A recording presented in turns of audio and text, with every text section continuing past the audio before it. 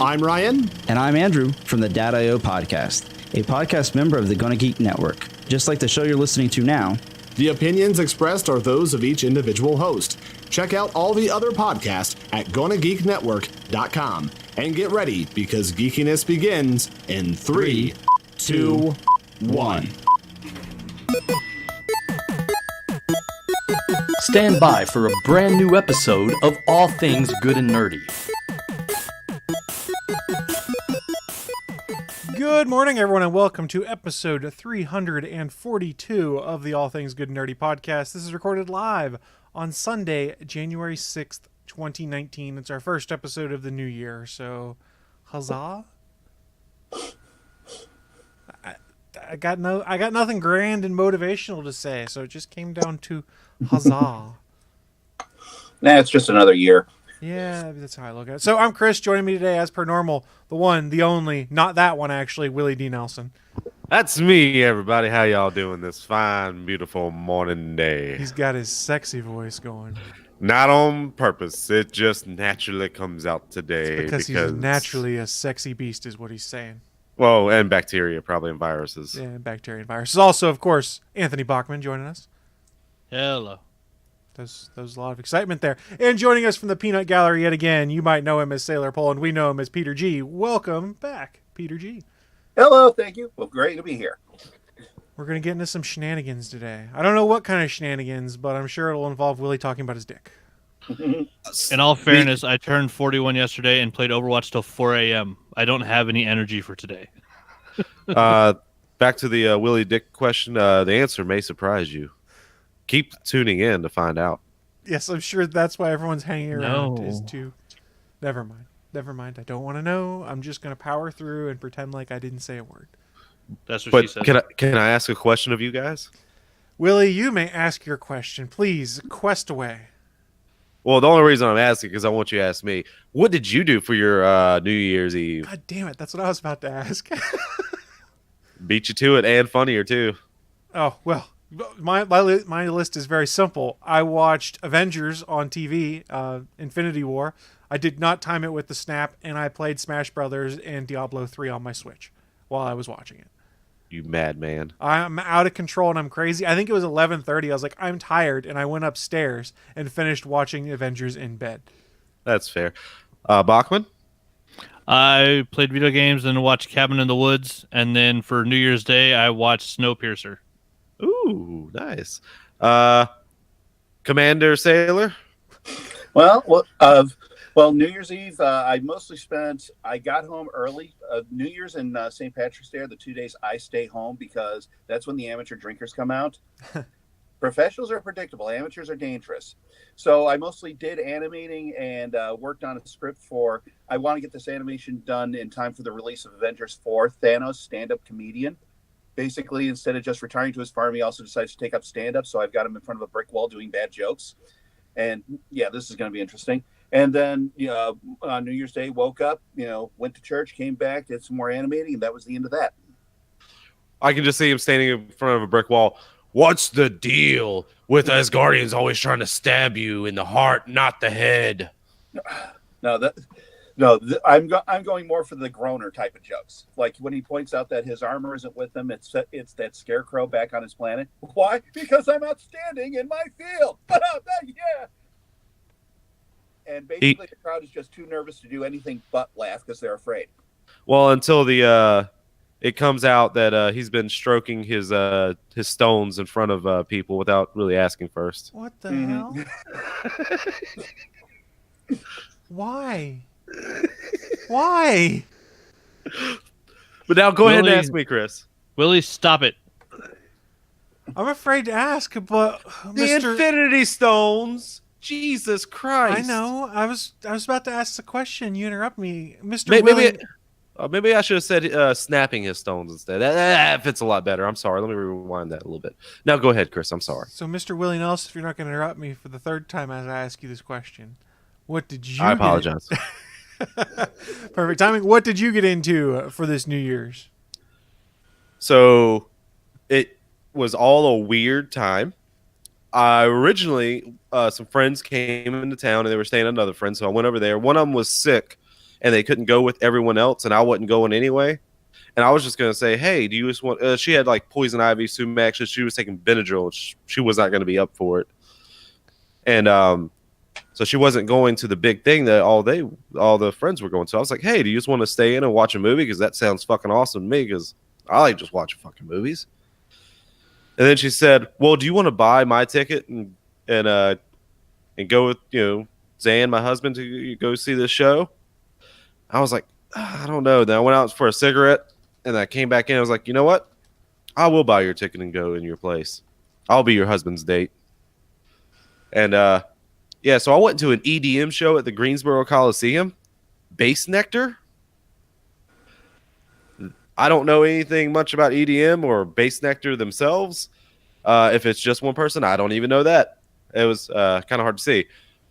That was an experience. Holy crap. The whole Coliseum was filled. I'm talking about like there was people all all packed in on the floor. We were up in the stands, like high up in the stands. We were just chilling out and just trying to take it all in. That place was fucking filled to the rafters. Like, holy shit. So were you having fun with it? Yeah, a couple things did happen. The stairs were very slippery and very steep. I almost fell a couple times. Luckily, my foot just landed right down on the next one because I was holding on to that fucking handrail like it was my job. And apparently, right when we got there, right before we got into our little spots, when we went and got beer, or they went and got water. One of my friends in line says he saw someone jump off a balcony onto the floor below. I did not hear anything, and I was standing kind of right there too. I was just looking around because let me tell you this before I get any further, the women dressed at this thing. Holy shit! But yeah. So apparently somebody jumped off the thing. At the very end of the night, one of my friends did slip on the stairs and busted her ass. I felt very bad for her. And another one of my friends, they were leaving before us. She apparently rolled both of her ankles. Ouch. Yeah, there was when we all got back, we saw how swollen her ankles were. Oh, buddy. And of course, she couldn't just stand up and walk to go to the restroom. So she kind of got onto the floor and scooted her way back there. And of course, the aforementioned friend that stayed, she did Snapchat as she was scooting her ass back. And you can see it down the hallway. The light turned on, and then just the legs slide into there. It looked like a dead body was just getting slid into a bathroom. Oh, no. So, Willie, if you had to guess, what was the average age of people there? Were you on the older side of the spectrum? Were you about average? Or? I'm going to say I was slightly older than the very average. There's anywhere but probably between 21 to 40 people, 40 age there. Okay. I was just curious as to what the age grouping was of people there or whatnot, because I'm not cool anymore. I don't know what these things are. My days of going out to celebrate the new year don't happen very much anymore. Do you think I'm cool? I was just there on random happenstance. Yeah. My original plan had been to go to one of the arcade bars in town, but I was like, I don't want to deal with people tonight and stay home. Okay, screw what I'm into. I'm going to tell this right now. Oh no! So a friend of mine, she asked me to be her date for her little work thing Wednesday night. Bachman, we played Dead by Daylight with her, Katie. So this barcade called Boxcar. They have like a permanent like food truck outside. That's a pizza food truck. Nice. I looked on the menu beforehand, and I was like, "Holy shit! I need to get this fucking pizza before we leave." Pickle pizza. I would try it actually. Oh my god, it was so good. So it was like a cheeseburger pizza that had like pickles on it, or no. There was no like tomato sauce on it. It was like olive oil and something base. I would have to look it up. And base for the sauce, and pickles, and then cheese, and they drizzled just a little bit of ranch over it. That thing was so good, and they did not skip out on the pickles. Oh my god! My only regret is I didn't get 2 of those pizzas because they were half off. The ranch is what worries me. They don't do it. They didn't overdo it. See, I don't like ranch at all, so I'm afraid that would just be like, eh. Well, you can always ask them, hey, no ranch. 'Cause they do it after it comes out of the oven. Okay, that's fair. Because You some say no places ranch. are really kind of, and I wasn't sure, some places you're like, if hold this, and they get really offended and you piss them off. And I don't want to be that guy that pisses people off, but I really hate ranch. Yeah, it's all right. I mean, I personally like ranch. Like, it goes great with bacon cheese fries. The only thing I have it in is chicken dip. Buffalo chicken dip. I mean, Yeah. okay, buffalo. Okay, I was It's gonna gotta be say the the only buffalo thing I chicken dip my dip. chicken in is honey mustard. No, yeah. I dip it in either barbecue or honey mustard. If you can get a spicy barbecue, that's even better. Shout out to Ken's honey mustard. You guys are fucking Actually, delicious. you know what's really delicious? I'm going to go regional here for a second. But Willie, did you ever get to hit up a Sheetz while you were on the road? We have sheets all over here. So you need to get the Dr. Pepper barbecue sauce sometime. I've tried it. It It is is really quite good. tasty. It is Yes, really I've good. tried it. That is what I Sheet. like to dip chicken tenders in. I talked about sheets first before you even mentioned it, even though it started in Pennsylvania, closer to you. There's like a Sheetz at every exit out of town here. I kid you not. My town Pretty has much. probably like 7 Sheetz in it. Yeah, I mean, they're building another sheets right next to my parents right now. I was like, And- oh, awesome. And ironically, the one Sheetz has a Tesla supercharger at it. Fair enough. That's How long does it interesting, take to charge? Depends if you're on a supercharger, not long. But if you're on a How much is not long? 10 minutes? probably need to about know 30 these minutes, things. I think, to get 80% Oh. battery is what they said. Well, at least you're at a sheet, so you can just chill out and eat. Exactly. That's part of what their plan is they try and put all of these superchargers near destinations so people have stuff to do while they charge. You hear that, Sheets? You should sponsor us, because after this, we're not going to mention you unless you pay us. Or Tesla, you can sponsor us by giving me a Model 3 and I'll talk about it. Give me a Model 3. I will take it. I will review it for a year. We'll do a segment each Listen. week on the new things I've found about the Model 3. Listen, Elon Musk, here's my number. It's 336. You can give me a call anytime, night or day. I'm your guy, man. I got your back, buddy. You want to start flamethrowing shit just for fun? Fuck, I got your back on that, buddy. That flamethrower is pretty badass. And highly illegal. No, they sold them Only legally. if you caught. Yeah, but they couldn't sell the fuel with it. So I can buy it. I got fuel money, Willie. If I'm buying a fucking flamethrower, I got fuel money. I mean, we could all just make flame. I want to make my own flamethrower with a super soaker and a pilot flame. Have you seen oh crap, I'm going to screw up the guy's name. Alan, he was one of the Tudyk. guys, not Tudyk, but he's a maker. Alan, I want to think is his last name. I'm not 100% sure, but he made Avatar guy? Fire Fists. And the way it was designed is he had like these things Oh, structures, yeah. and every time he'd punch, like a fireball seen would it. come out. It was so I- cool. Didn't recognize the guy that did it, but I remember seeing that video. He's little the same gif guy of that it. made the butane lightsaber. And he I've also not seen that. He also did a home automation that you controlled with an ocarina. So you played different music with the ocarina, like from Ocarina of Time, different songs from Ocarina of Time, and it did different things in the house. Oh, the Song of Storms. Yes. That was my favorite. The Song of Storms was awesome. Do do do do do do do do. Oh, I can't do that, can I? Yes, and Suncast, you're right. He was on Mythbusters The Search. He was not one of the winners, but he was on it. He was really good too. His YouTube channel is awesome. Yeah, and everyone in the chat room is like selling out, selling out. If we could sell out, we would do it. Nobody wants to buy us. But I'm telling you, Elon Musk, Tesla 3, give me a Model 3. I'll review it for a year on every podcast I'm on. I just want to hang out. I don't care about giving me shit. Damn it, Willie, Ben- you just undercut my argument. Ben Affleck, greatest actor ever. I just want to get invited to his secret bat cave. I wouldn't doubt that he has one. Is that a thing? He's got enough money. It's not confirmed, but there are rumors that the basement of his house has been remodeled into a replica of the bat cave. I mean, when you're I just wanna Batman, go to you one get to night. do that. That's it. Like I just like Ben Affleck in general anyway. I mean, I liked him since Mallrats. I mean, when they were doing the Batman v Superman movie, he was actually driving the Batmobile around the studio lot and giving people on the tours rides in the Batmobile. That's He cool. is a pretty cool guy. I didn't like. He did a great job acting in the movies. I did not like his Batman, but I loved his acting. So Yeah, None of the problems with his Batman were his fault. Yeah, exactly. I agreed. Yes, I mean I didn't The writing.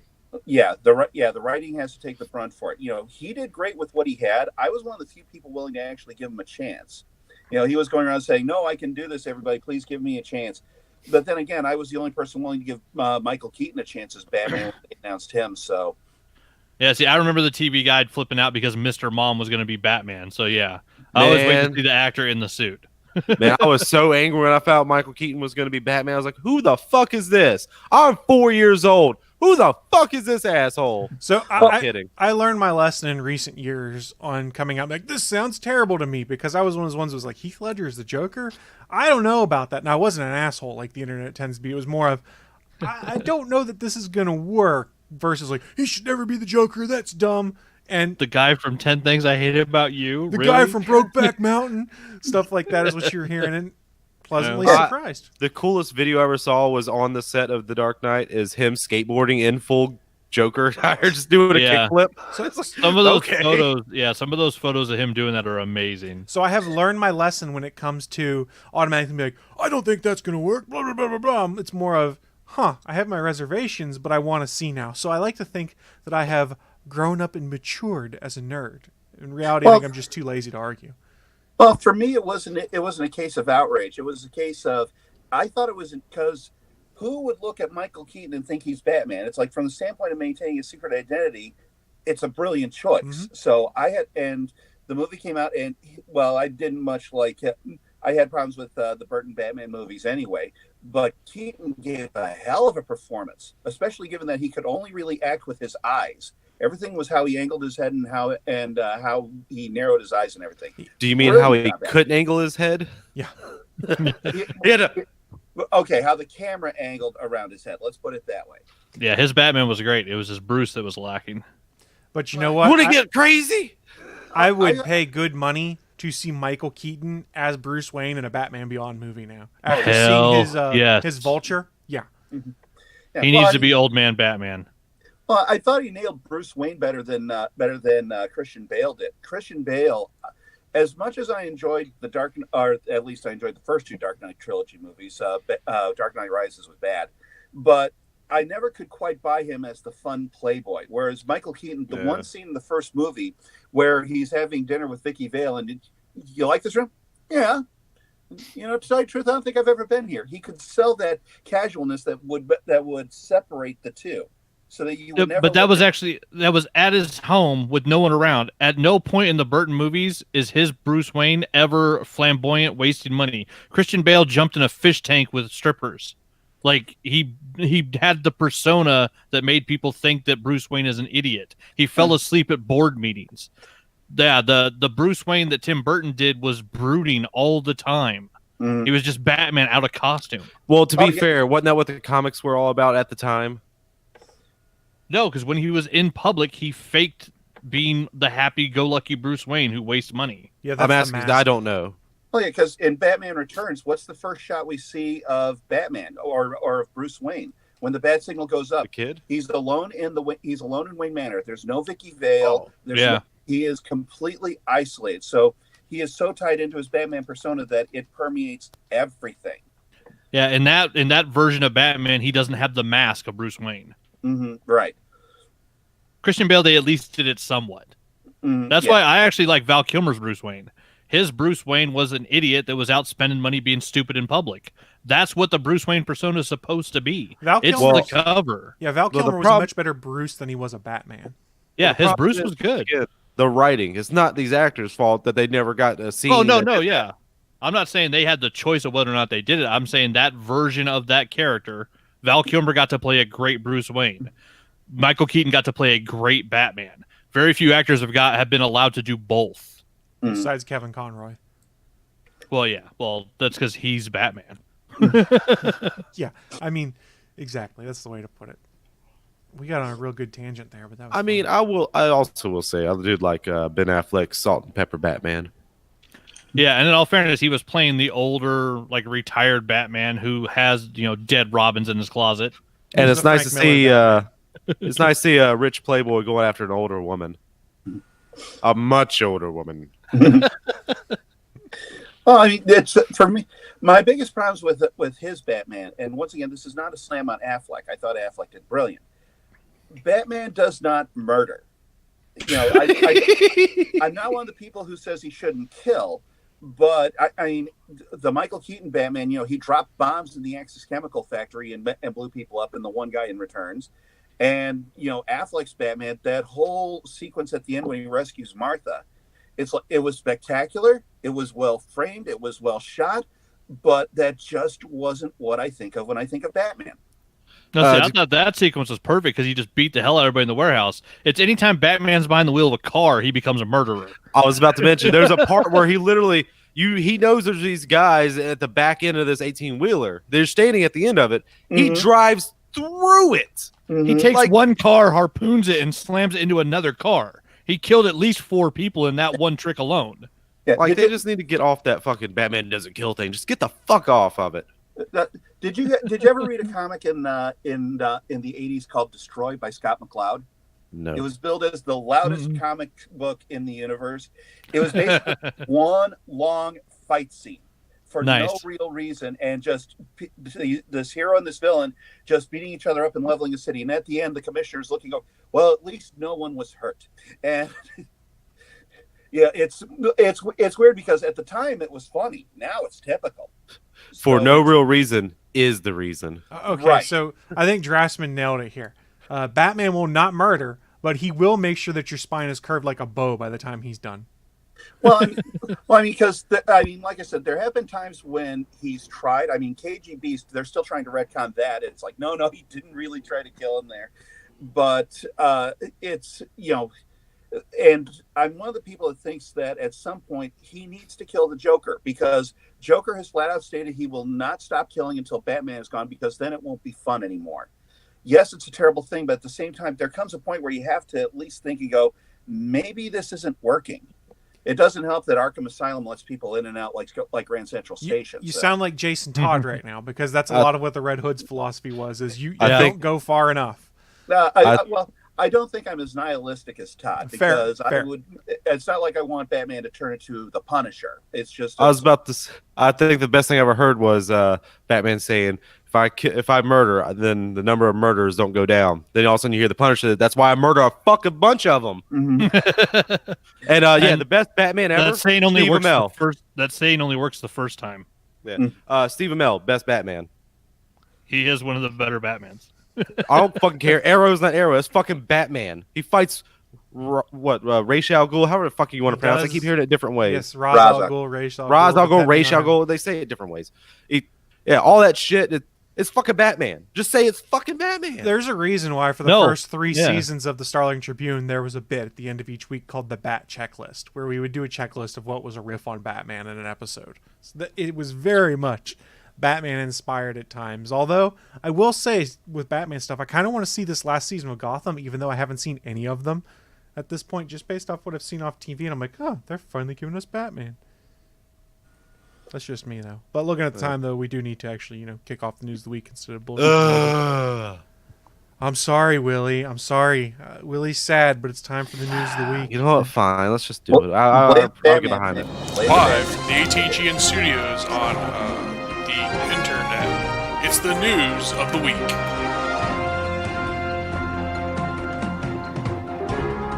Now I feel like an asshole because I played the bump over someone that wasn't Willie. Normally I just do that to Willie. Peace among worlds, asshole. Sorry about that, Peter.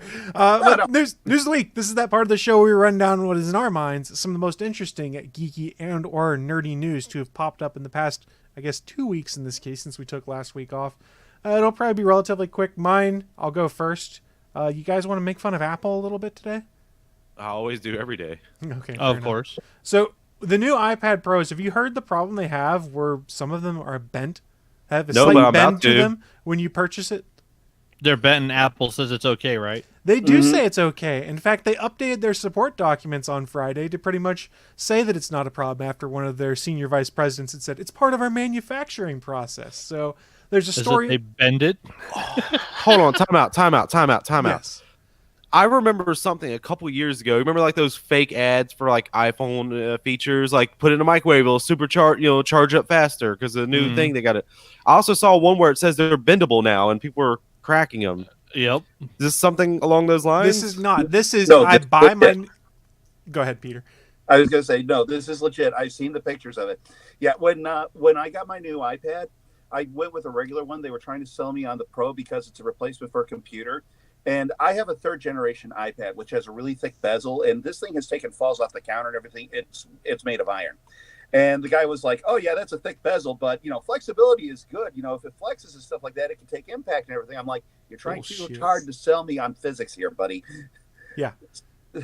It's like, no, but yes, there are pictures being posted that show a distinct bend, usually around the volume switch is where the bend starts, and it bends out, not in. Yep. So it's not where the screen is curving in, it's actually curving away from you. So I have some screenshots I can share here in a second. The Verge had a really good article on it where they actually pulled the support document and they denoted in bold some of the stuff that Apple went and changed that seems to be important here. So I'm just going to go through and read the things in bold, and then we can determine whether this is corporate bullshit or not. And while we're talking about that, I will also show some of the photos for those that are watching the video live. So from Apple's support document, for the first time ever on an iPad, these bands, the antenna bands they're talking about, are manufactured using a process called co-molding. As the plastic cools, this entire enclosure is finished with a precision CNC matching operation, yielding a seamless integration of plastic and aluminum into a single strong enclosure. This flatness specification allows for no more than 400 microns of deviation across the length of any straight side, or of any side rather. The new straight edges and the presence of the antenna splits may make subtle deviations in flatness more visible from certain viewing angles that are imperceptible during normal use. These variances do not affect the strength of the enclosure or the function of the product and will not change over time through normal use. So what does this actually mean? It means your iPad's bent when it comes out of the box in a lot of cases, and Apple's saying it's within tolerances, you're fine. Now, it's problematic. I'll pull them up on screen here in just a second, show you guys. But does this read as corporate BS to anyone else? Oh, it's total BS. I'm wondering how bent, because I saw some of those iPhones that people were pulling out of their pockets that were like just crooked as shit. It's a few degrees. It's not bad, but it is noticeable. Oh yeah. So for those of you guys that are watching the live stream right now, I'm up on theverge.com. You can see the band at the top of the screen. And here are some photos from different forums and things like that. Specifically, here's a Mac Forums one that shows the bend to this iPad. And you can see that it bends up here. And then as you scroll down, you can see a shot looking at the top of it. And you can see it has a bend and a curve to it. That's an out-of-the-box 11-inch iPad Pro. Yeah. This proves flat earthers wrong. I see the curvature right there. Well, knowing that a lot of these are being sold to artists that are using them to replace PCs because you can run, what the hell's the new version of Manga Studio, whatever it's called. But you can run that full program or Photoshop on these and use the Apple Pencil. And like a lot of digital colorists, like they're literally using an iPad now to do their entire job. They don't need a PC anymore. Yeah, they can just use... Well, they could use the Surface, but I mean, these are being sold to those artists, and now the tablet they're getting isn't even flat, so it's gonna like move if you lay it on a flat surface. Like, I would be pissed if I dropped like $900 on a tablet and it's not even fucking flat. So here's the kicker: reading some other articles on the web, there are people that have taken them back, and Apple has said, no, this is just the way they are. And they've had to use their Apple Care plan that they bought and burn the first Apple Care protection. It's like, a deductible of $100 to get a replacement iPad. Apple will not even take them back if they're bent and say that that's a manufacturing issue. From what that's the reason to update the paperwork, right? Is so that they can get away with not doing that. They're already doing it. Or they're not doing it. Here's the bottom line, and this is speaking as a guy who comes from a primary Linux ecosystem and plays with Apple for doing his artwork and stuff like that. Apple makes a great operating system, but their hardware engineers blow dicks. I mean, I'm sorry, but the new MacBooks and stuff like that, the rail that powers the screen at about 40 volts is right next to the 5-volt line that powers the CPU. If there is one single arc, your entire computer gets fried. They're the iMac Pros, those big screens that look like they stuck it on top of a Hostess snowball. Those things, the power supply is not shielded. If you touch anything wrong, you can have a capacitor discharge that could electrocute you and short out the motherboard. But it's not shielded because that's where the fan array is. So this way, one set of fans cools the entire thing. Instead of putting a second fan in there because, we want it to be quiet, which, all you do is you just up the activation temperature by 20 degrees. They are doing things that will destroy the machines in a short amount of time. And you see things like this. It's like, Apple, get people who know what they're doing. You know, are you hiring people that, like, you know, Intel said that they couldn't work there or something like that? Give me a break. It's form over function yet again. I mean, we've seen it before with Apple. Let's go back to, what was it, the iPhone 4, where the antenna gate issue came up, and they had to give people free bumpers, and Steve Jobs famously said, "You're holding it the wrong way," because if you put your phone on the hand, if you put your hand rather on the phone like you normally would to make a call, you basically screwed up the antenna lines, and you couldn't get a good signal. Did he ever show you how the proper way to hold a phone was? I think he did in that live stream, but regardless, Fuck him. It's ridiculous. I like what Suncast said in the chat room, though. They couldn't have just called it ergonomic. Yeah. I mean, that's probably the next lie. And Man, fuck him. Here's the thing.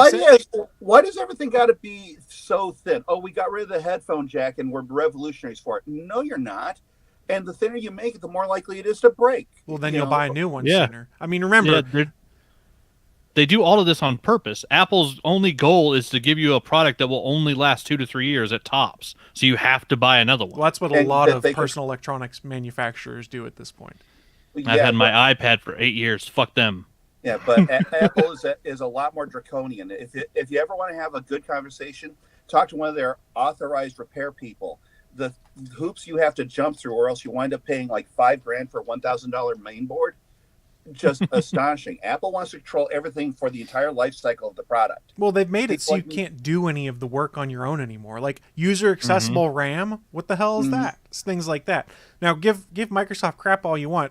The Surface, I think, is a better piece of hardware. The Surface Book, the Surface tablets, Surface laptops, than some of the Apple stuff out there. And I really do like their Surface Studio, they call it. I would never have a use case for it, but it's just pretty effing cool. And I don't think it even has a fan in it.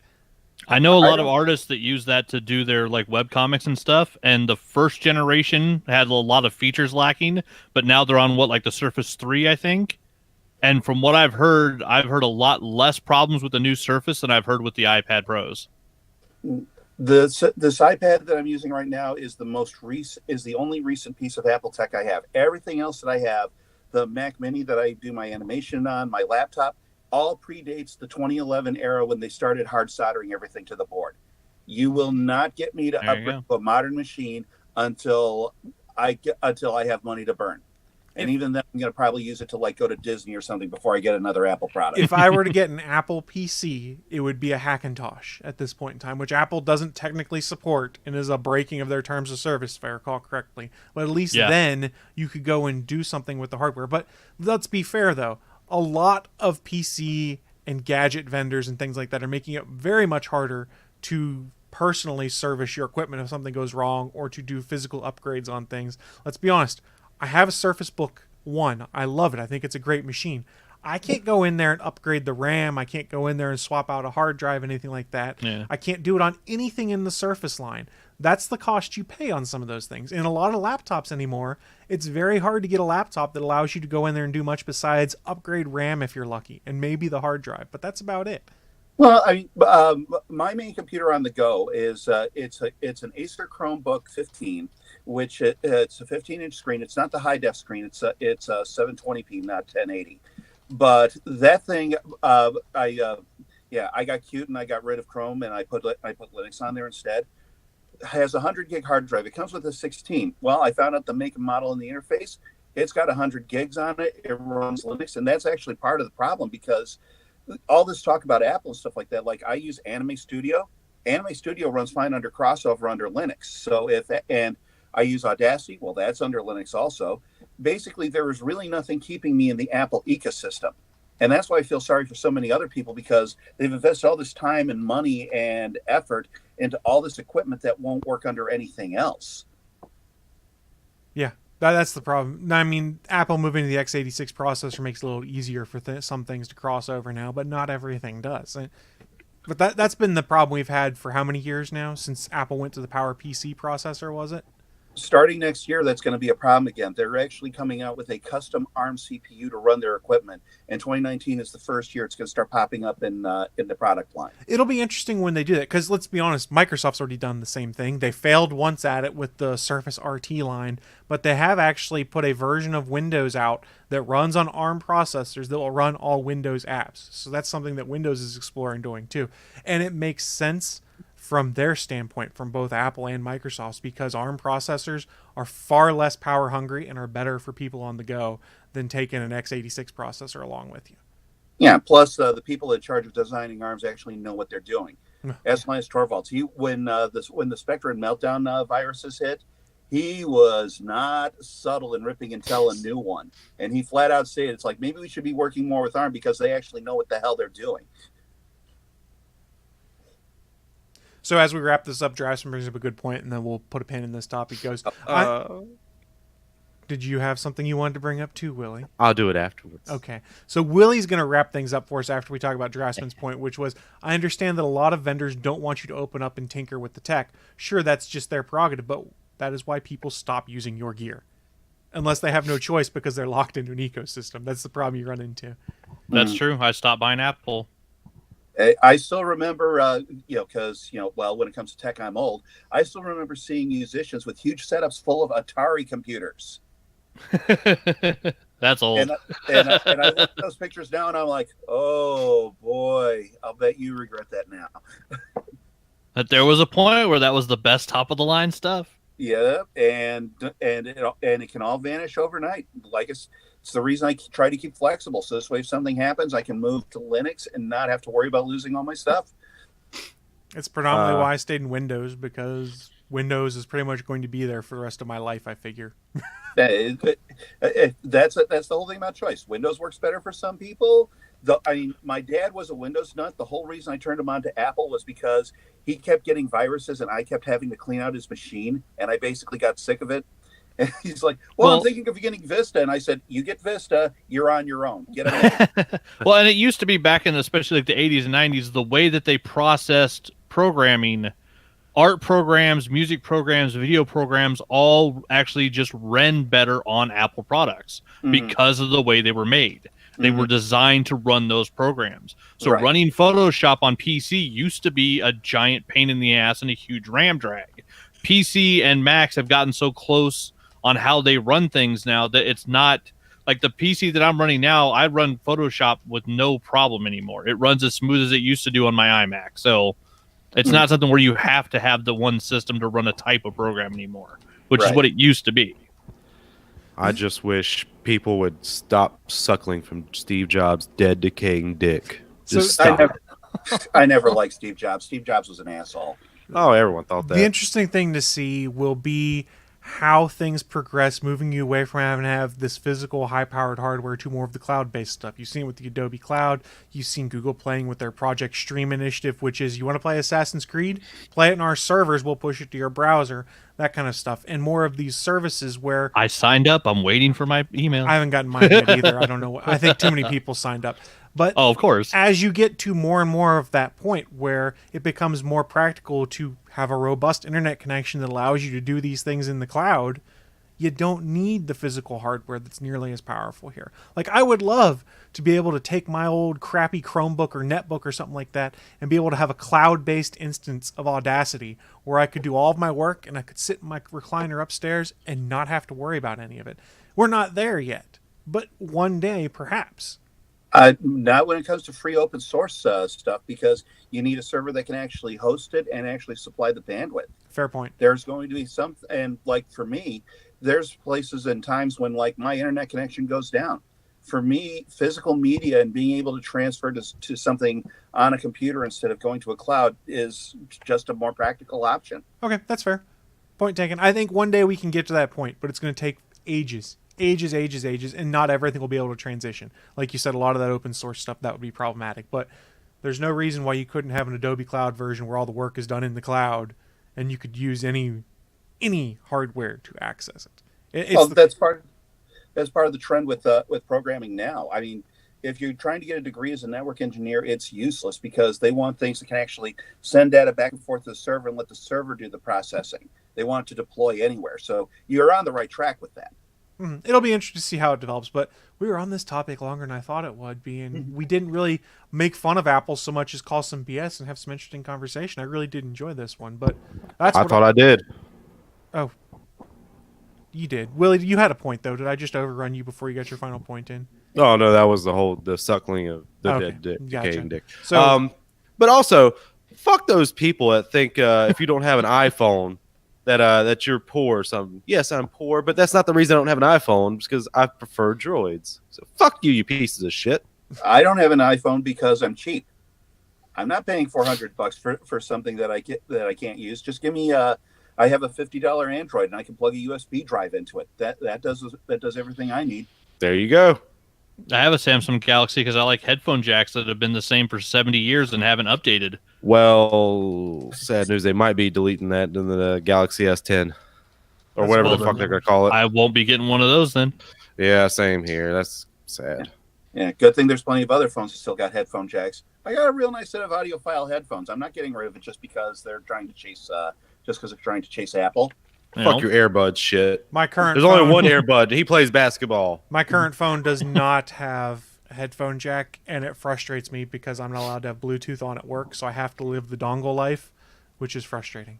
Wait, why are you not allowed to have Bluetooth? Is there something? It is a weird? policy where I work that no Bluetooth and Wi-Fi are allowed to be on your phones. But you can have a headphone jack plugged in? Into my phone, yes. I have to use a USB-C to 3.5 millimeter adapter and plug in my headphones. You know, I'm going to ask more about this after the show. Yeah, I'm more ask curious. about But after the continue. show. That's about as much as I can say on it right now. But That's what I figured. That's why I was kind of sidestep it. yeah. So, God, we went really long on that one. But hey, we've got more news. Peter, what do you got for us? Okay, I got two fun ones for you, and we're going to start off with the goofy one first. So, apparently, and this was a surprise to me because I completely forgot about this character, Bowsette is still a thing.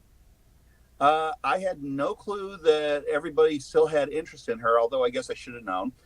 With the release of the new Smash Brothers, there was apparently a fan outcry to incorporate Bowsette into it, which isn't surprising. I don't remember which Smash it was, but at the time I was a Star Fox fan, and there was a movement to try to get Crystal incorporated into the game as a character. And that didn't go anywhere. She wound up just being a trophy in the game. Wait, so now there's people like Smash Star Brothers. Fox Adventures? Yeah. I mean, I enjoyed it, but It would have been the model for her from Armada, where she's in the black flight suit. Never played it. So, but anyway, but the logic is like, well, Smash Brothers isn't canon, so you can put her in there and everything will be fine. And Nintendo issued a blanket statement saying Bowsette will never, ever be made canon. And well, that doesn't go against the point. You just said Smash Brothers is not canon, so anything that's in there is not canon. So they're saying they're putting it in? No, they're not. They have said they're not only not putting her in, but she will never be. They have said she will never be acknowledged as real by Nintendo. Who So thought you're the saying opposite there's a would happen? chance. Who thought there was going to be a chance? Like, seriously.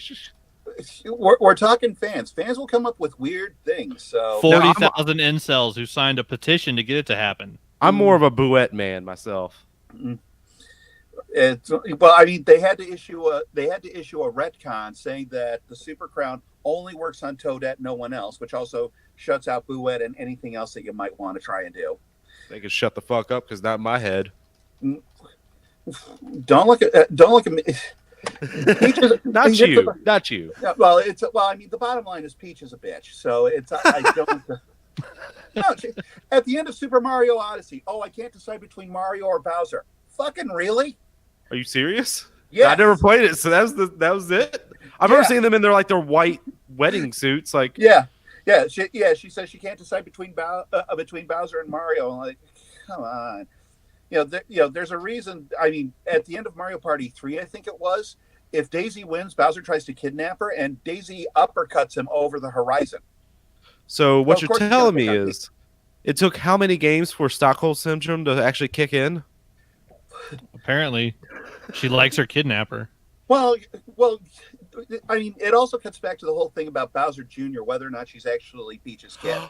Yeah. Because even though at the end of the game, yeah. at the end of the game, Bowser tells her, no, she's not. But the fact is, in the scene where the revelation, where Bowser Jr. makes the accusation, everybody is shocked except Peach. Peach just gets this really quiet look and demeanor on her face. And Miyamoto, to this day, when people ask him if Peach is really Bowser Jr.'s mother, he sidesteps the question. I mean, I can't blame him because that's a little weird to be asked. Like, I don't want to think about these characters having sex. Mm-hmm. I don't want to know what Bowser's donger looks like. The whole Mario Party continuity is odd anyway, or the whole Mario continuity is odd anyway. I mean, very much. They're trying to sweep the fact that Mario and Daisy may have been an item under the rug because it's like, no, we don't want to deal with that. So, I mean, he does have a castle, and I'm assuming Bowser's castle has a dungeon. And I'd watch 50 Shades of Koopa.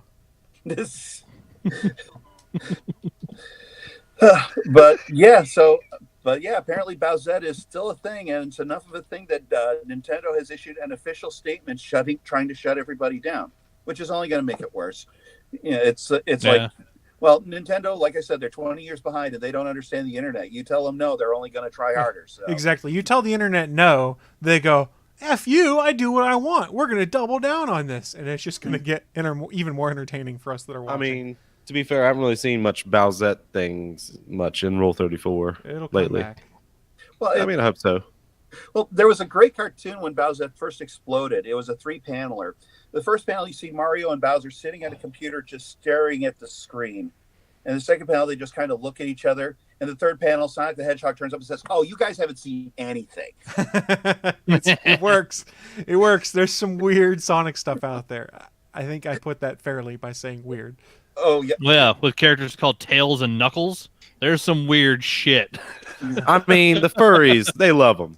Yeah. You're talking to somebody who I've been a Sonic fan, so I've been aware of the Sonic fandom for a long time, and yeah, they're an interesting crew. Right. Echidnas, that's not fur, though, right?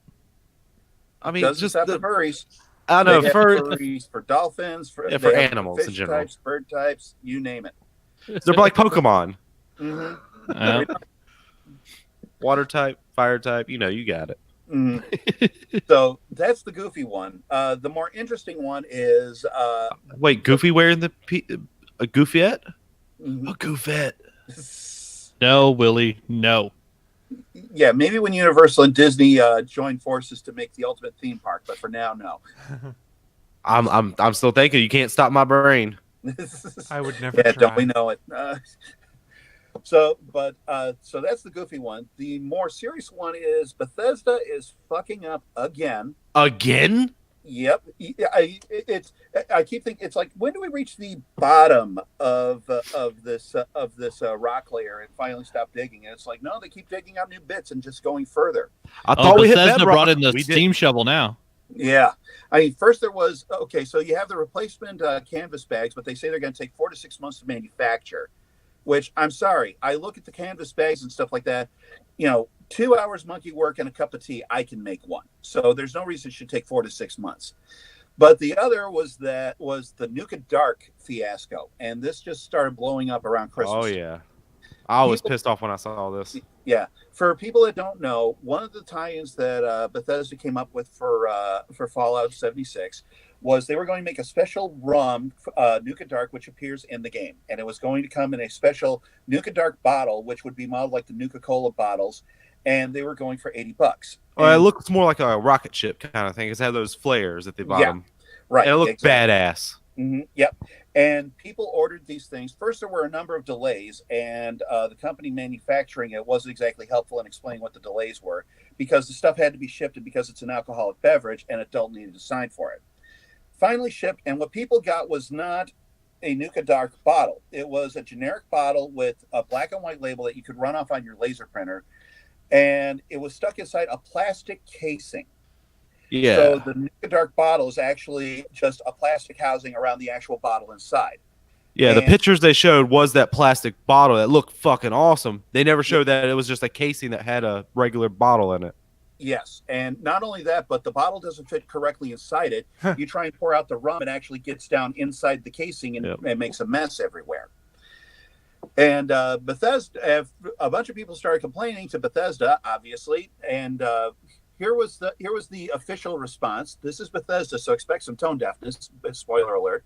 Yep. Regarding our product, the COO, sommelier, and product specialist of Silver Screen Bottling Company have written a note to our customers about the story of the intentional and complex design of the Nuka Dark Rum product.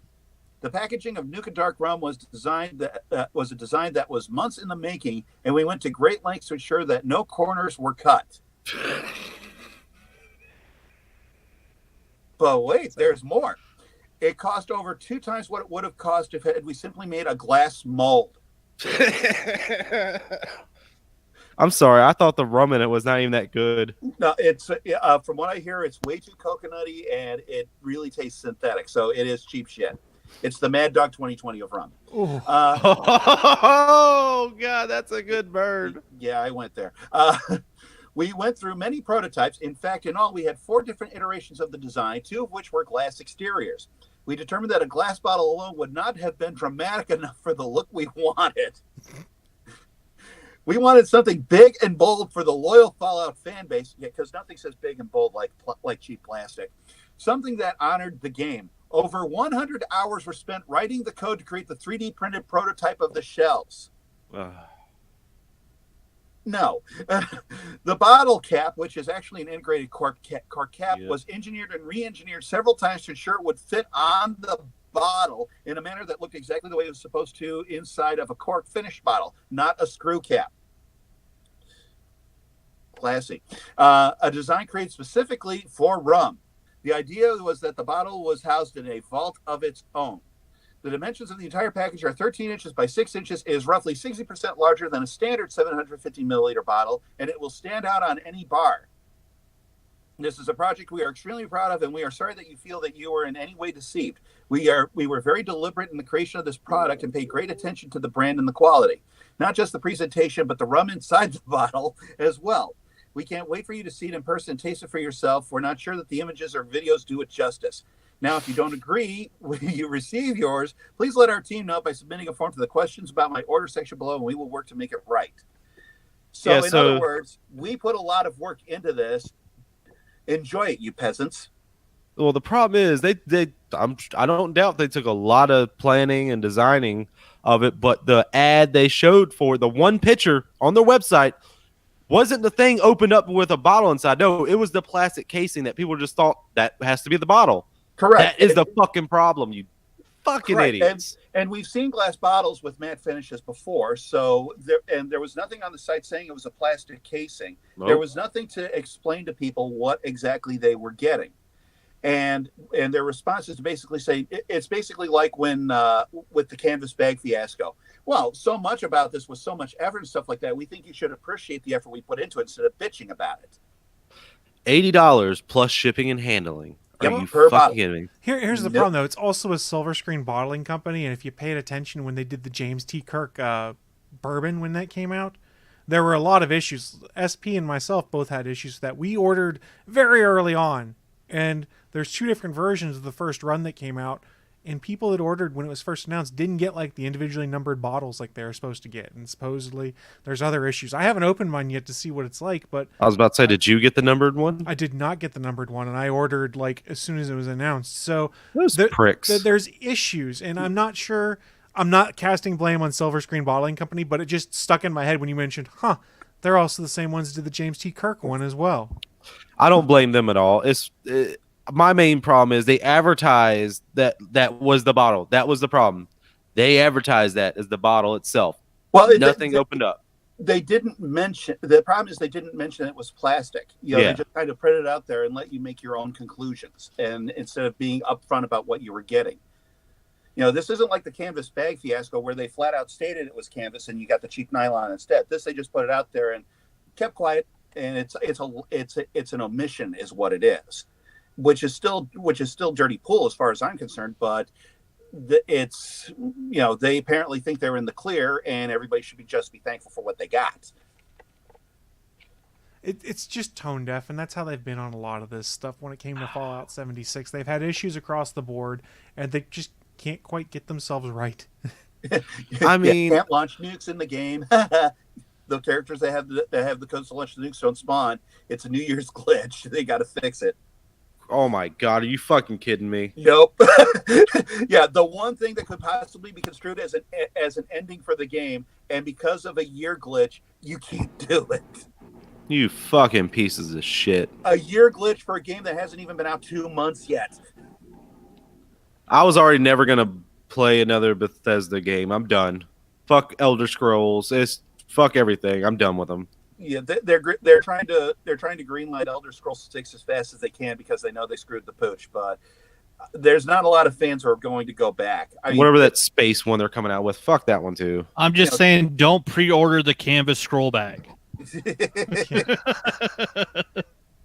Destiny 2 hasn't recovered its fan base. I find it hard to believe that Fallout is going to recover its.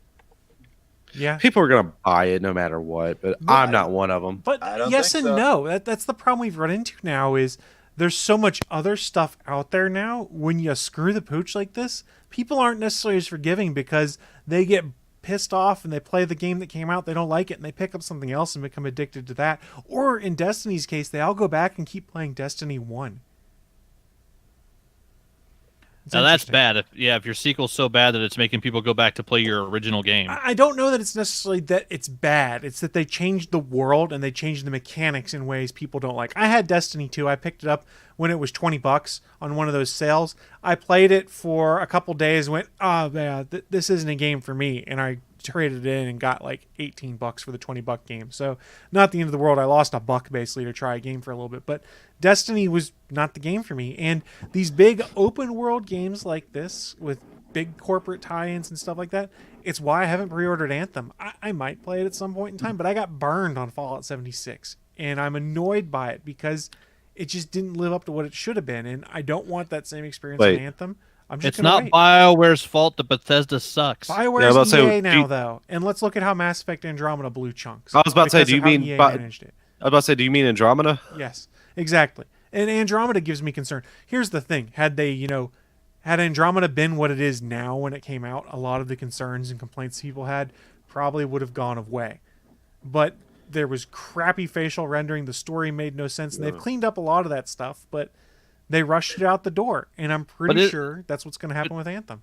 But Three did you words say for it's because the people that were working on Andromeda were moved over to work on Anthem and make Anthem good? I have 3 words for you. No Man's Sky. Yeah. Ooh. I am not paying $60 per game and waiting 2 years for it to actually be decent. Yes. I played I bought it after 2 years and I love No Man's Sky. That's fine. Here's the thing. What No Man's Sky is now is sort of what was promised at launch. What came out at launch sorta. is not at all what it is now. If you had waited and gotten to this point, you'd be really happy with it. And I think the same thing could happen with Fallout 76, with Anthem and things like that, as you give them time to course correct and maybe. The engine for Bethesda's engine is too clunky, and Bethesda, the mod community is better at fixing the bugs than Bethesda is. Did you hear about the widescreen patch? Bethesda came out with a patch for ultra wide that just basically stretches it out. A modder did one, and it actually keeps the perspective correct. So the modders do better, and he doesn't have access to the source code. The modders do better at fixing their shit than Bethesda does. And then they shut them down from doing it too. Yeah. Yeah, it's like Bethesda. Their engine is antiquated. They need to fix what they're doing, and they need to admit that they are not doing this stuff right. Before these screw ups, like the Skyrim patch 1.2, where you had dragons flying backwards in the sky, and none of your buffs worked. That used to be cute. Now it's annoying. Yeah, I don't disagree. I mean, I do love some of the mods, the fan made mods for Skyrim though, where you have Thomas the Tank Engine dragons, or the better yet, the best one ever, the Macho Man Randy Savage dragons. Oh yeah. Oh, that was so good. I'm a chameleon. Yeah, it's a problem you see with a lot of these big things now, and I've finally learned my lesson. It took me 30 some odd years. I'm not necessarily rushing to be the first to have some of these anymore. I'll just wait and see what happens. because if it sucks, they'll drop the price within the first month and I can pay half the price. That also really pissed me off with Fallout, but it's neither here nor there. I'm not going on that rant again. Anthony, what do you got for us news-wise? We got some movie news. It has been announced, but nothing's been locked down. There will be a Spider-Verse sequel, big shocker, and more than likely there will be an all-female Spider-Verse spinoff. But none of those have been locked down yet. What we have had locked down is that Jumanji Welcome to the Jungle did good enough that we're going to get two Manji. So we're going to get the sequel to the sequel. We're going to get Dwayne "The Rock" Johnson is back. And Jack Black is back. Kevin Hart is back. Karen Gillan is back. And they're going to be joined by Awkwafina and Danny DeVito. Who's Awkwafina? She's an Asian actress rapper that was in /comedian the Ocean's too, 8 and Crazy Rich Asians. I never saw any of those. I do want to see Crazy Rich Asians. She's pretty funny, though. I think she'd fit in well with them. But Danny DeVito. Well, he's not. You made all that noise just so you could repeat the word Danny DeVito? No, I was waiting for you to say Danny DeVito because I just saw that. I was like, Well, he's not doing the voice of Detective Pikachu, so he's got an open schedule. So. oh my God, that would be better than Ryan Reynolds. That's what the whole meme was on the internet. Yeah, but when they first announced that there was a fan petition to make him the voice of Detective Pikachu, he actually had to make an official statement saying he wouldn't. But if you look on YouTube, somebody has actually cut a video of the Detective Pikachu trailer, but it's all Danny DeVito's lines from Always Sunny. It's a riot. It's a. I would love to hear Danny DeVito as Detective Pikachu. Oh my God. I feel like the movie's been ruined now that I thought I could have that, but I'm getting Ryan Reynolds, which is not bad, but I could have had Danny DeVito.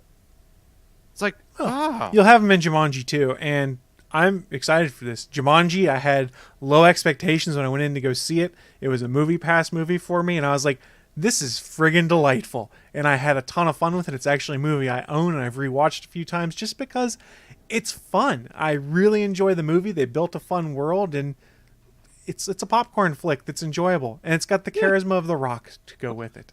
oh, that one scene, like, is he smoldering? Yes. Keep it together, don't cry. That was the whole thing with me about the A-Team movie. I'm in the I want to theater. see that. There's a scene where they fly a tank, and you heard right. They fly a tank. And It's I look fucking awesome. Yeah, I look at the guy next to me and say, "I'm loving this movie." He says, Whoa, wait. They're flying a tank? I thought it just drops out of a plane. No, they fly it. Then they use a cannon to change directions with it. I'm okay with this. I need to see this movie. It's just one of those movies that passed by me. I never got a chance to see it. It's good. I want to see man. it. You need to see it. I own it because it's fantastic. It's super fun. It's utterly ridiculous, and Quentin Rampage Jackson got to live out his dream of being Mr. T in a movie. Well, as long as we're talking about the Spider-Verse movies, I've been trying to drum up support for the idea of Sony making an animated golden oldie movie. Phil Lord, shoot, the guys from Lego Movie, Chris Miller. Lord and Miller, directing it. Betty White as Aunt May golden oldie. This could work. This could be funny. All right, I'm in an unpopular camp here. I think Betty White is overrated. blasphemer.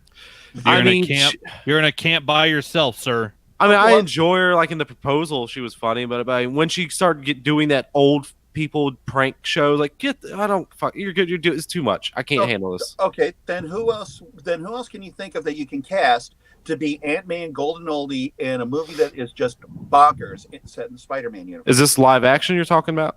Animated. I mean, Ray Romano's mother and Everyone Loves Raymond. That woman, she was a grandma's boy. The grandma there, she could do it. No, I'd rather see. She has too much of a cynical edge. Betty White still has that Aunt May kind of, everything is here. Let me make you some wheat cakes kind of thing. I don't know. I'd take Lily Tomlin after seeing how she was as Aunt May in Spider-Verse. That worked. She was good. Did I see the Spider-Verse before the last time we did the show? I don't think so, no. My review of Into the Spider-Verse, Sony, more Into the Spider-Verse, less Venom. Thank you. Yes. Yeah, I completely That's my agree. whole review. I will drink to that. I thought it was a good review. It was a good one. So, Will, you guys might have noticed Willie didn't have news. That's okay. Willie doesn't have news. He's got a little segment he's going to do for us this week. So, Willie, I'm going to transition things over to you. What segment do you have for us here? Yes, guys, this is going to be a long episode because we weren't here last week, so prepare yourselves. We'll be here. Let me stop dying for a second first. Well, we're always dying from the day we're born, Willie. Oh, we never you know stop what I mean. until we're dead. Doris Roberts is dead, so she can't do a voice of Aunt May from Everybody Loves Why Raymond. can't the ghost no, Grandma's boy. Yeah. I love. I was thinking about it. I was like, I think she died. I didn't She know. died- She died 3 years ago. I know. She I died don't in keep up with her. 2016. Yeah.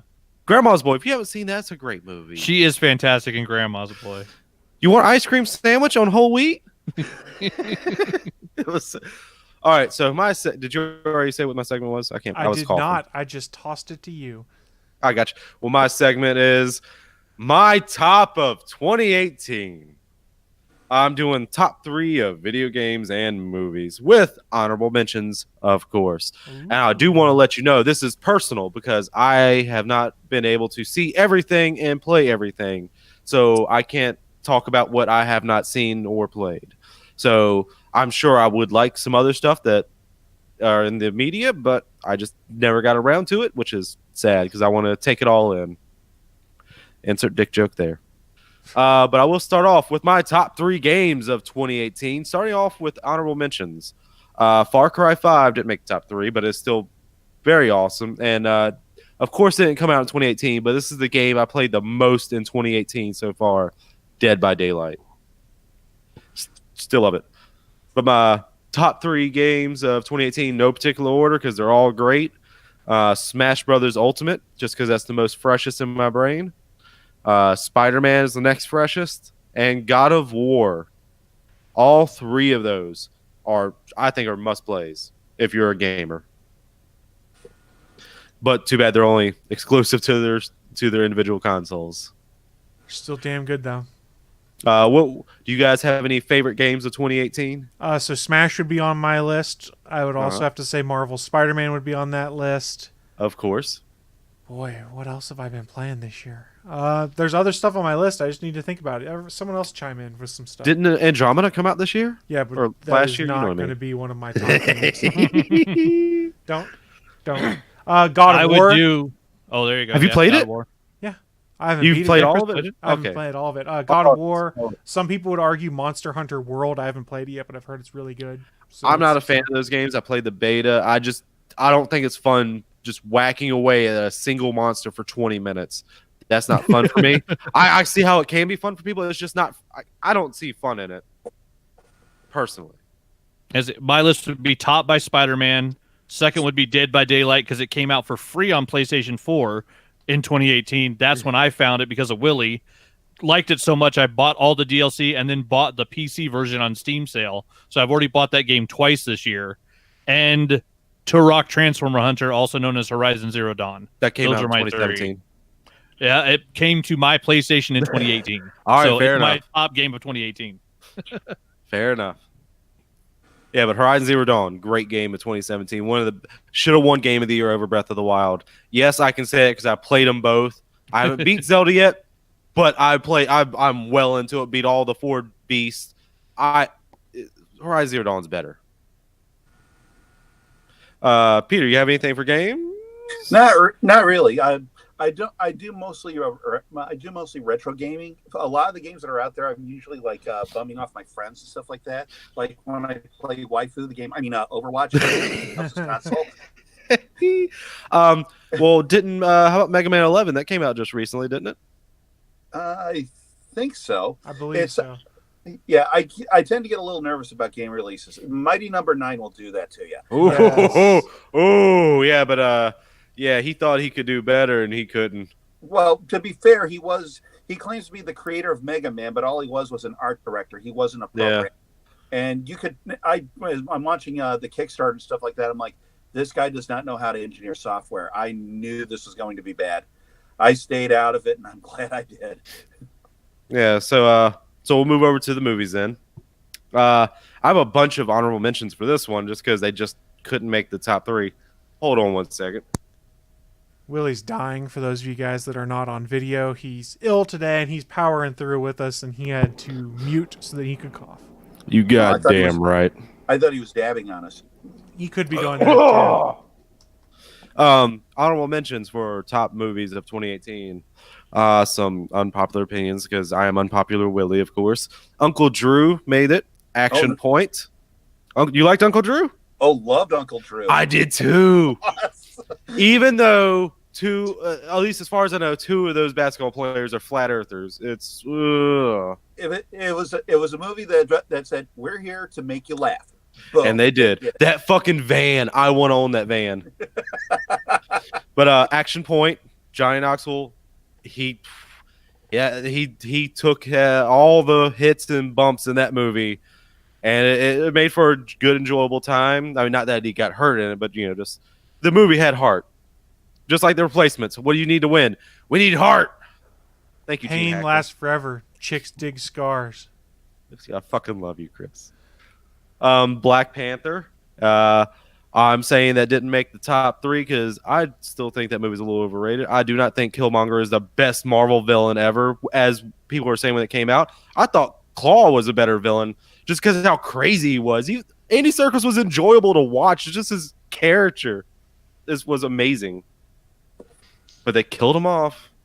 Sorry, spoilers. You should have fucking seen the movie, which, looking at the box office, you probably did. It's comic books. Who stays dead in comic books? Really? Fair enough. Mandy, which I just recently watched, that was a great movie. Ready Player One, that came out 2018, right, in the spring. Yep. Yes. Yep. I knew I was already gonna like it, and then I liked it even more after I saw it. I was like, oh, I didn't know it was gonna be that good. Halloween, that came out around Halloween. That was a great Halloween movie. It puts a lot of the other ones to shame. I'm talking about that Thorn trilogy, whatever the fuck it was called. Not Thrawn. That was fucking Star Wars. You know what I'm talking about, Bachman. What is it called? Those it's 4, 5, and 6 Of what? Halloween. The Thorns. Thorn. Sorry, I did get it right. Yeah, Thorn where trilogy. Myers was some curse ritual weird thing. And I thought there was something else I saw on my shelf. I was like, oh, I like that too, but I can't remember. It's over there, isn't it? Oh, fuck it. Well, on to my top 3. Of course, Avengers Infinity War was out there just because of the spectacle of having all those people and they all got their screen time. Oh, that's an amazing feat in and of itself. Spider-Man Into the Spider-Verse is on up there just because art. And then I had to throw a horror movie on there, Hereditary, because that movie sticks the fuck with you. Holy it's so shit. Weird. It's so I liked weird. it. I liked it a lot. I know you said I don't see what you said. I still don't know if I like it or not, but it's a hell of a movie. I don't know if I agree with you. You said it's a good first part of a movie. No, like the beginning I said of a story. People said that as part of their review. I didn't say that, but people have said that it seems like the start of a good movie. No, that was a complete movie to me. I'm sure they could. I'm kind of curious what happens after what happens because I'm not going to spoil it. I went to Hereditary blind. I remember seeing the trailer back when the trailer first came out, and then I forgot about it, and I was like, okay, I've been seeing all these people saying it's how horror movies should be made from now on, and I went in completely blind, and I love the fact that I did that. I did that with Mandy, too. Great choices for doing that. It kind of makes me want to do that for every movie now. It's usually good if you can. I'm not going to, especially not with the Marvel movies. Fuck that. I'm going to watch those trailers the same day it comes out. Multiple times. Yeah. Get out of my head, Willie. Get out of my head. And into my pants. It's creepy in there. No, I don't want to go there, but I mean, I was saying I was going into your pants. I was being. I don't want that either. You don't have a choice. Now he's forcing himself on you, Chris. You'll like it after it starts. But what was some of you guys' favorite movies of 2018? As I blow my nose. Into the Spider-Verse for sure. Avengers End Game, because that spectacle I'll never see again. I've heard Aquaman is good. Maybe it'll make the list when I get to go and see it. God, God, You mean Avengers Infinity War? Yeah, that's what I meant to say. Sorry. Like, Chris has seen End Game? How? God, I'm sure there's a ton of stuff on there that I need to mention for 2018 movies. Yeah, I pulled the list up because there is a lot. Yeah, I had to go through the list too myself. Yeah, no one's mentioned Deadpool 2 came out this year or last year. It was all right. It's all right. It's not on my top list. Yeah, definitely not on my top, but yeah. Oh, Get Out came out this year, right? In the I thought that was fall last or year. the very winter? No, Like in it was January, 28 February? It was 2017. It was like, was it December? It was in the Yeah, winter, that's- wasn't it? Yeah, that's why it won the awards in 2018 at the start of the year. Yeah, For some reason I have it like February in my mind for some reason, but yeah, that was when it was in the award season. So, Yeah. sorry to bother you. Would be on my list. I don't know I where still it need to would, see but that. that movie's just, God, it's a fucking mind trip, and I loved it. See, for me, loved it. Deadpool 2 was my favorite, followed by Into the Spider-Verse. But this year was mostly disappointing for me with movies. There were so many movies that I just, Fantastic Beasts was a letdown. That could have been so much more than it was. I don't like when movies replace narrative with world building, because then it's like it's trying to sell you on the concept of the next movie instead of actually giving. When you sit down in a theater, you're saying, "Tell me a story," and it just didn't do that. I thought Black Panther was fun. I hated Infinity War, and The Incredibles 2 was the biggest letdown. Pixar is a much different company now than it was 10 years ago. Well, I mean, they can't beat the best Disney superhero movie, and that is Sky High. That's the pinnacle Hell of yes. Disney superhero movies. Say what? Hell yes, Sky High's awesome. You goddamn right. It does have Kurt Russell. I mean, And Bruce Campbell. And Farva from Super Troopers. Yeah, but like I said, for me this year mostly was about disappointment, and Infinity War. This illustrates my problem. Infinity War, I managed to see opening night at a theater for $7.50, and I didn't enjoy it. Deadpool 2, I paid for a reserved seat. I paid over $20, and it was worth every penny. So. Or at least in my opinion, it was worth every penny. I had such a blast at that movie. But things like, Bohemian Rhapsody, that was a disappointment. It's like, no, there's a lot more to Freddie Mercury than just packaging him as a greatest hits thing. Everybody who wanted to make that movie, from Sacha Baron Cohen, he wanted to focus more on Mercury's debauchery. It's like, that's not what made him what he was. It was the conflict between his introversion and the extroversion when he got on stage, and the conflict in his life. There could have been so much more there, a genuine celebration of the guy, and it just wasn't there. Well, the biggest problem with that Queen movie was Queen. It's what they wanted to happen. That's why Sacha Baron Cohen left it, because the band members of Queen said, we don't want you to do that.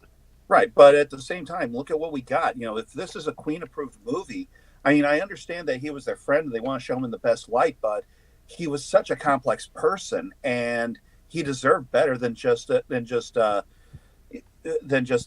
borderline Sgt. Pepper's Lonely Hearts Club Band movie type of thing. I haven't seen it yet. I so did hear can't Rami really say Malek much. was really good though in the role. That's what I saw from the trailers. He looked for the role. He looked good. Yeah, he does fine in the role and stuff like that. It's just that I love Freddie, and it's like you just sit there and go, he deserves better than this, really. Well, apparently not according to the rest of the Queen. Right. Yeah, well, what can you do about that? I mean, Venom was just flat out dumb. It was okay.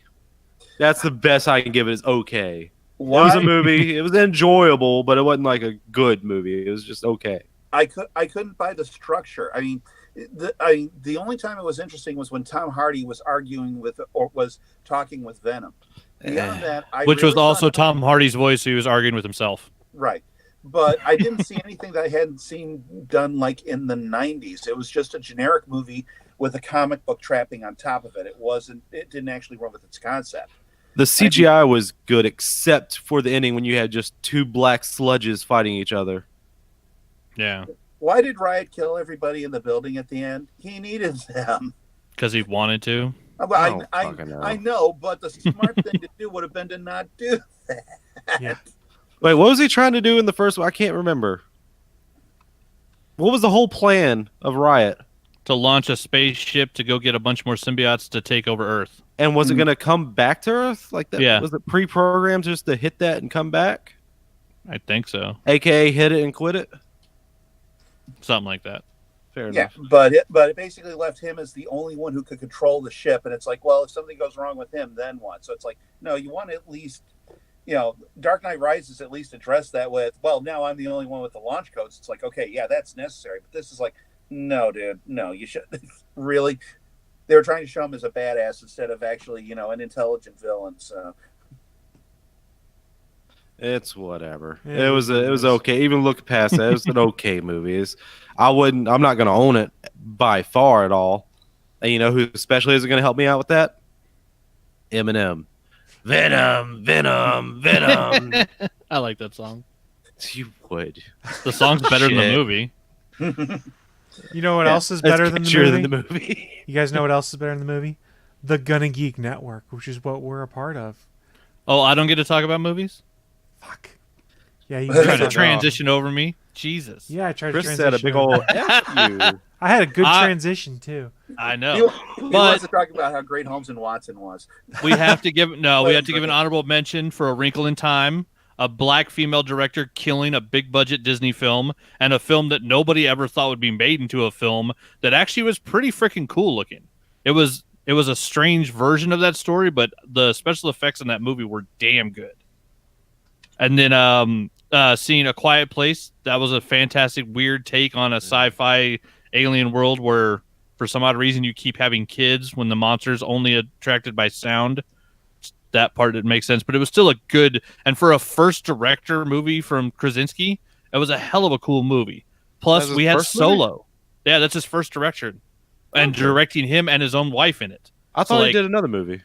No, I believe that was his directorial debut. I mean, I know. I'm just thinking. I know I could be very wrong. Plus, yeah, this year we had Solo, which Ron Howard had to go in and appease the Star Wars people after the previously mentioned Lord Miller got fired. We had Superman reloading his arms in Mission Impossible Fallout, which a lot of people like that one this year. And then for me, I absolutely loved Ant-Man the Wasp. Creed 2 made me cry in the theater. Like, both those movies were fantastic. Venom was kind of fun. I enjoyed Incredibles. I enjoyed Deadpool 2, but and I really enjoyed Avengers Infinity War. I already own it, but my top 3 for the year would be Black Panther, Spider-Verse, and Aquaman. Aquaman is finally DC getting away from the grim and gritty. Aquaman? It's the first movie that's full on enjoyable. It's Fair the enough. first movie going the right direction for DC films. You didn't Because see even Wonder Woman was still gritty as fuck in the World War I. It made sense. I'm not saying it was bad. It made sense, but it was still fucking grim and gritty. Because it's World War I, people dying in the trenches. And then the end fight was... they should have got a different actor. The end fight in Aquaman is so much more enjoyable. It's the entire movie. It's 2 hours of almost everything that's going to happen as it's happening. Like, there's no real surprises, but you're still entertained. It's enjoyable the whole time. It's bright. It's colorful. And it has a fucking sense of humor.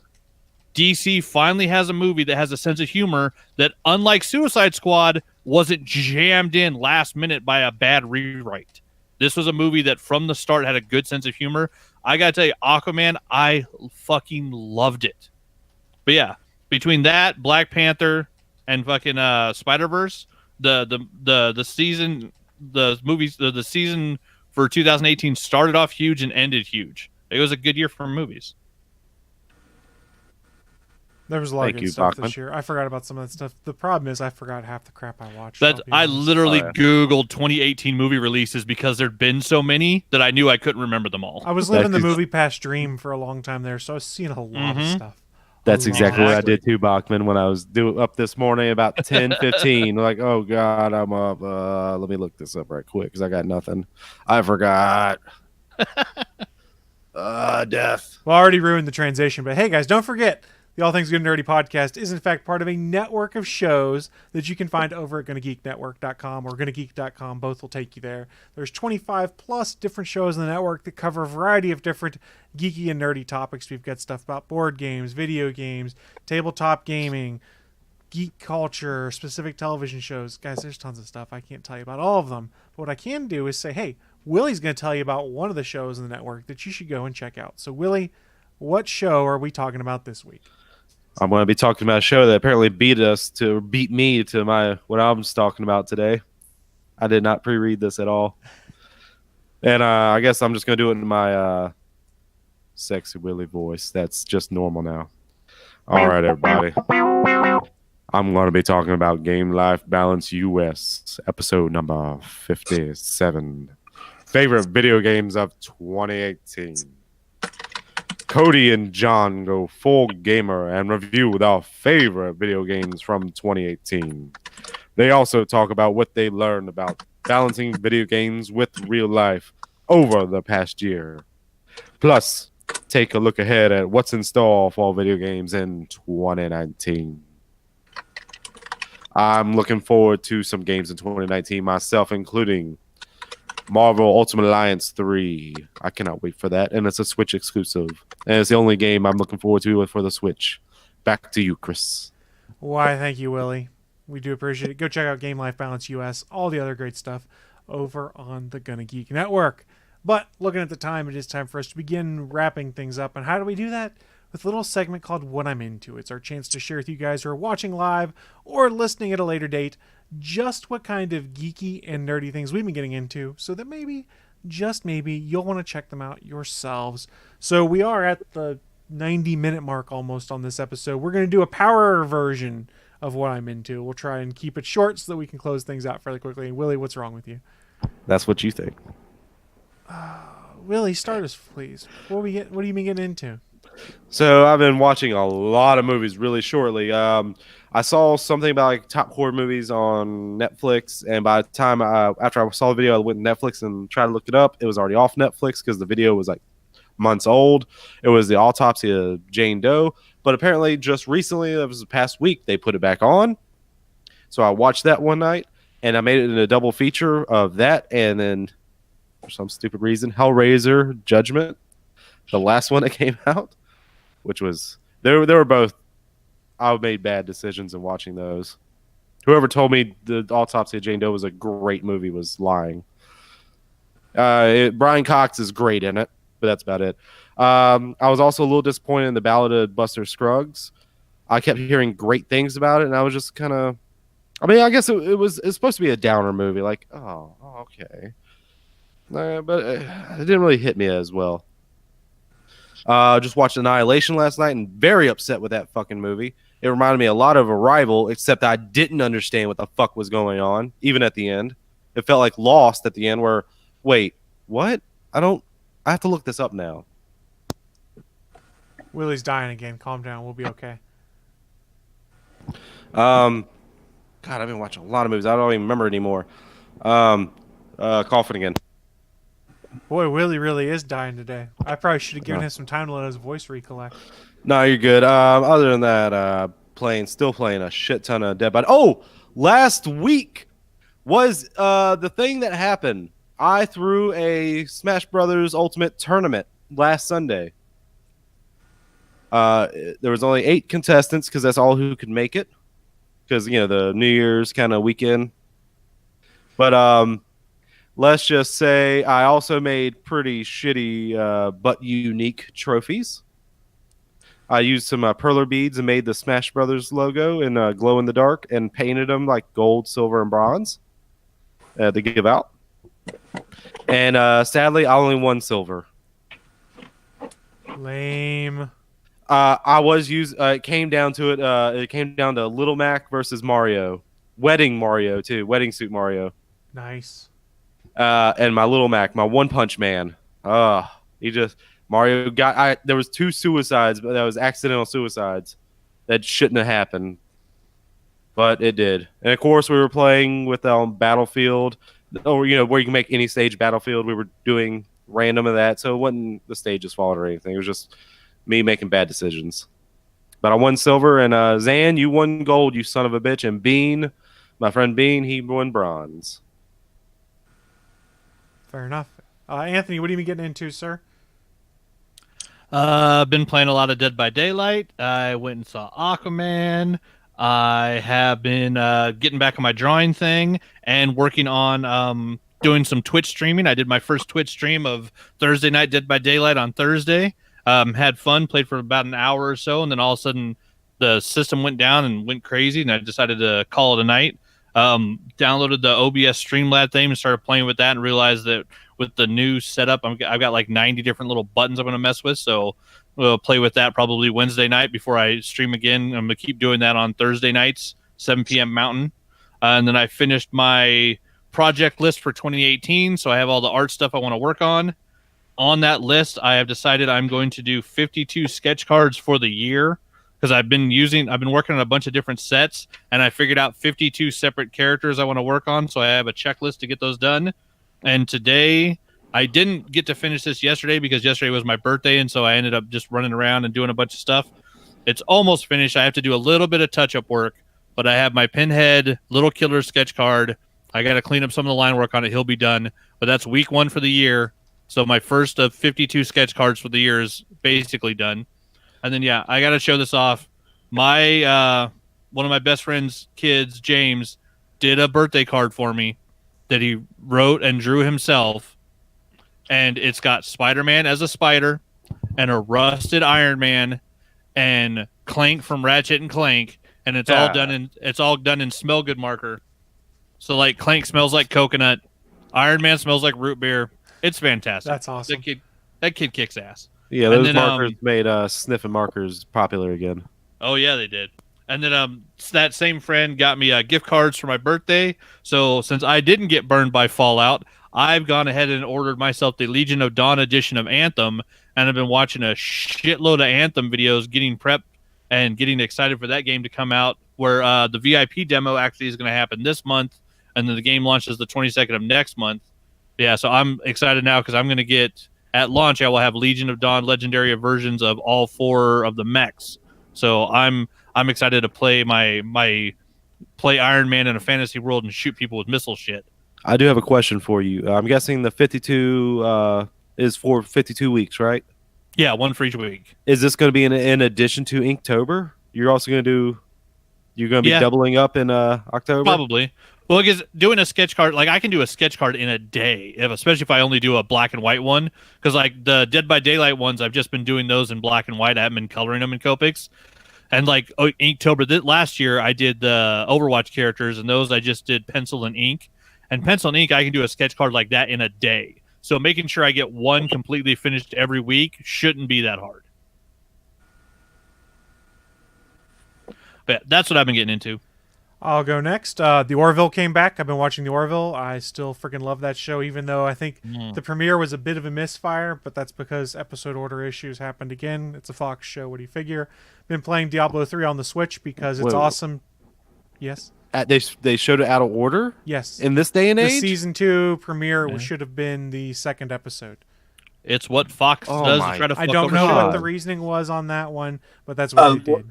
Last season, the Orville had 13 episodes, but they held one out. That's why there's only 12 out. Mm-hmm. So it's actually an episode from last year that they didn't bother running. Yeah. Oh my! It was a good episode, but it was not the way to premiere this season, is what I would say. That being said, I've been enjoying this season, The Orville. Like I mentioned earlier, I've been playing Diablo 3 on the Switch because I love the Diablo games, and it's kind of fun just to lean back in the recliner with some TV on or a sports game and just smash the shit out of some demons. So Diablo 3. Lots of fun. Been playing Smash Brothers. Got a Google Home Hub that I just got set up, which is pretty interesting. I'll probably talk about on the Gonna Geek show eventually. Some differences between that and the Amazon versions. I watched Ron Funches' comedy special that was on Friday night, Giggle Fit. It was pretty funny. If you haven't had a chance, go catch it on Comedy Central, or I think you can get the soundtrack on Google Play Music, Spotify, and stuff like that now.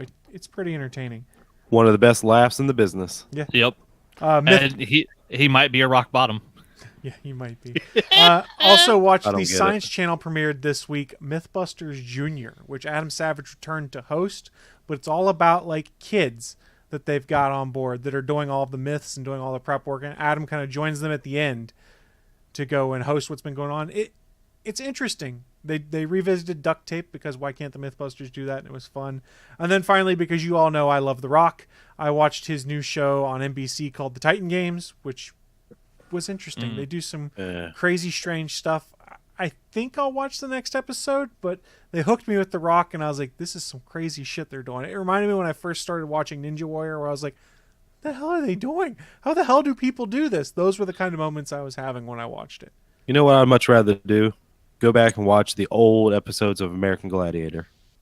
That was fun, too. Do, do, do, do, do, whatever the theme song went. You do it in your head. And I keep hoping that John and Brian, the new Mythbusters, eventually get to get a new season, but Science Channel has not even told them if they're getting another season of Mythbusters. So my Discovery guess... Channel? Sorry? Discovery Channel?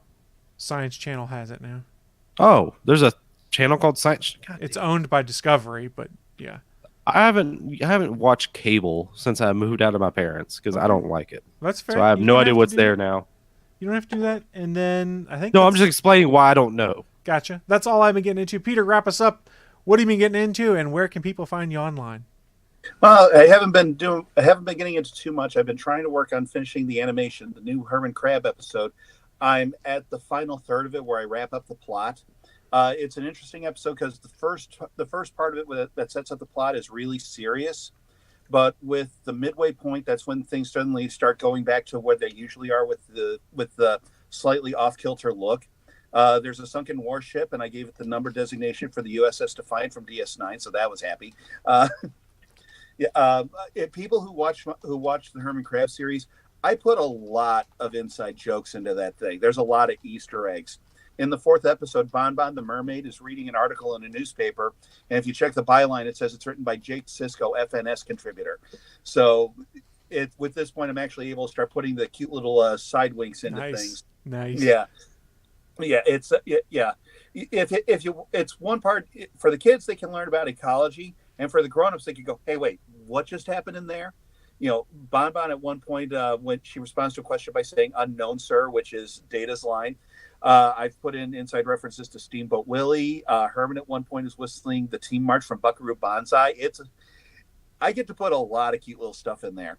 But the fifth episode has to start off very serious, so there's none of that. Now that I'm moving to the point where the plot is moving forward, I can actually start getting back to where it needs to be.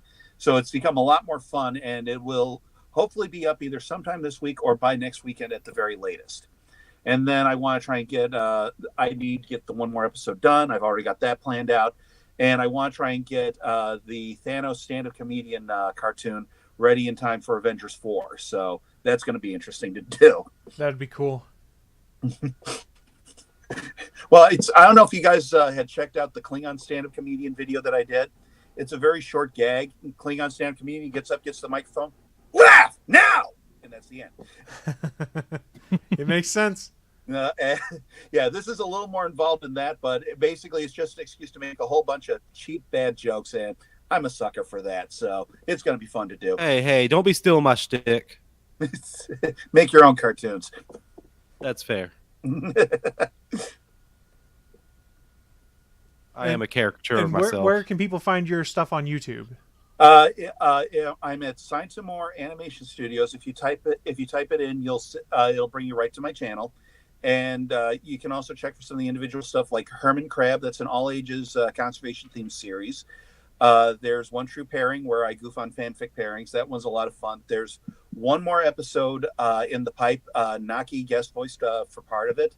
And I think the series has pretty much run its course. So fandoms are a lot less fun than they used to be. So once the fifth episode is done, that's about it. But yeah, just go to YouTube and type in Science and More Animation Studios, and it'll bring up my channel, and you can have some laughs. Awesome. Well, thank you for joining us today, and everyone go check out some laughs on YouTube. Before we shut this thing down, though, anyone have any final thoughts for us as we close out the first episode of 2019? If you stay for the after show, I heard fanfic. I will be. I did write one fanfic, and I'll be explaining what that was in the after show. Shit, we should make that part of the show, but I guess we will not. I've only done it one time. Oh, I'm going to give a big congrats to Jason Momoa. The guy that used to be a joke, Aquaman, is sitting at $940 million worldwide. We're about to have $1 billion Aquaman movie. Who the fuck ever would have thought that was going to happen? I'm looking more forward to Shazam because that looks better. Could be. Who knows? Hopefully they're all good, because we all win when comic book movies are good, because it fosters more good stuff. Damn And right. They have to do it in the first place. And DC's heading in the right direction. Yes. They greenlit a Plastic Man movie. Please let James Gunn write that one, please. That would be pretty awesome. So all that being said, we are going to shut this thing down. Peter, thank you so much for joining us this week. We do appreciate it. Great, glad to be a part of it. Don't forget, everyone, we do stream live every Sunday, 11 a.m. Eastern, 10 a.m. Central, over on Geeks.live. Please check us out and all of the other folks on the network, and we will see you all next week. Bye, guys. Bye. Thanks for listening to this brand new episode of the All Things Good and Nerdy podcast. Don't forget, we'll be back next Sunday live at 11 a.m. Eastern, 10 a.m. Central, over at live.atgnpodcast.com, channel 3 of the Alpha Geek Radio app, and over at our network home at gonnageek.com/live. If you have any feedback for the show, please contact us atgnpodcast@gonnageek.com, on our hotline number at 304-806-ATGN, or even better, go to Twitter and send us a message at ATGN Podcast. The music you've heard in this show is produced by Kevin MacLeod and can be found at incompetech.com.